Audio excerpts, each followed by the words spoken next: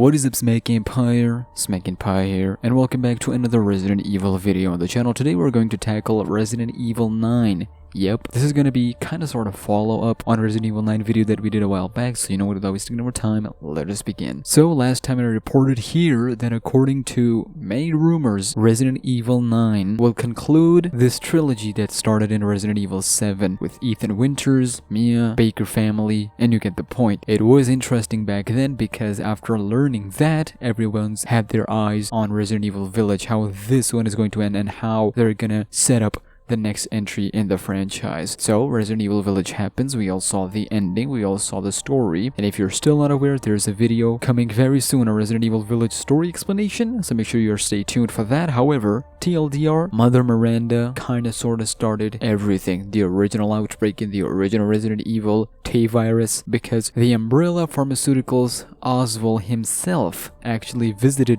this village and met Mother Miranda. She lost her daughter in Spanish flu, and in hopes of bringing her back, resurrecting her kinda sorta, she wandered around and found magmasite in a cave. Through that, she experimented, researched, and she shared those researches with Oswald. Now, Oswald had bigger vision, he had bigger plans to use this on the entire humanity. Mother Miranda, she just wanted to resurrect her child that she lost. So Oswald, he's like, nah, we're parting ways, and he goes on and creates all the other nasty stuff that has happened over the past couple of decades in Resident Evil franchise, multiple cities. So that has been established that, okay, this is set in stone, this is how the beginning happened, this is how Umbrella and the other organizations are still connected with this franchise to keep the old fans intact. But it is actually surprising how they ended Resident Evil Village by setting up a new protagonist. Now, the entire Resident Evil Village revolves around Ethan and Chris, and specifically finding Ethan's daughter, Rose, whom Chris kidnapped at the beginning of the game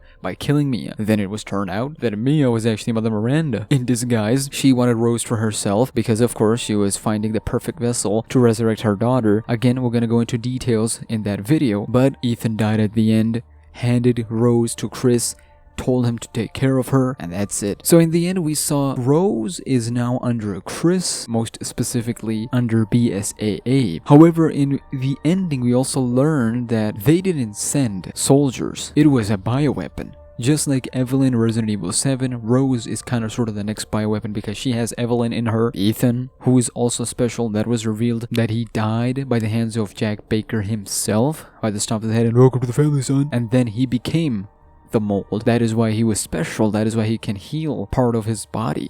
That's nasty. Either way, the ending, we saw a Bsaa agent telling Rose that she's needed for a situation. She calls her jokingly Evelyn. She gets mad and says, I can do things even Chris doesn't know. So you have that father-daughter relation with Rose and Chris. So Chris will be involved in Resident Evil 9. The crime syndicate, the connections, will be back for Resident Evil 9. So this is where Resident Evil 9 storyline will take place. So you'll have probably Rose as playable character and Chris as well. So you can have two protagonists just like we've had in Resident Evil Village, but there Chris will have a much larger, much bigger part to end the story that started in Resident Evil 7, because this is a big time jump. Other characters that fans want desperately, like Leon, or should I say Leon? That was cringe. Jill, Ada, which is funny because we made a video on Ada a couple of days ago. You can check that one out. She was cut from the story. They can make a return, but they would be so old and aged to be in their primes. The point remains that Resident Evil 9 will have some aspects that old fans can appreciate and some aspects that newcomers will enjoy of that iteration, but don't expect that game to drop anytime soon. We've got lucky with Resident Evil Village. So much of it was done before COVID, before pandemic, and it's scary how these games